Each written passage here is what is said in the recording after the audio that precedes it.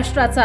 नमस्कार, मी सुद्धा संध्या लाईव्ह मध्ये आपल्या सगळ्यांचं स्वागत। बहुचर्चित पुणे आणि सोलापूर या दोन जिल्ह्याला जोडणारा डिकसळ पूल आज अखेरचा श्वास घेण्याच्या मार्गावर असून तो आता कधी ढासेल हे सांगता येत नाही। प्रशासन मात्र येथे तातडीने दखल घेताना दिसत नसून एखाद्या प्रवाशाचा जीव गेल्यावर प्रशासन जागी होणार का असा प्रकारचा प्रश्न आता निर्माण झालाय।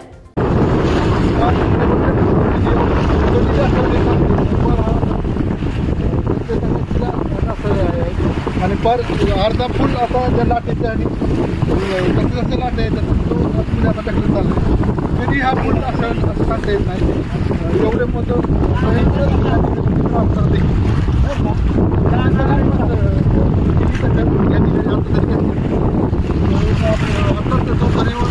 आपण परिसराला माहिती असतात 1 तासाच्या हा पूल बंद करणार अशा प्रकारचे दूरध्वनीवर सांगितलेलं आहे।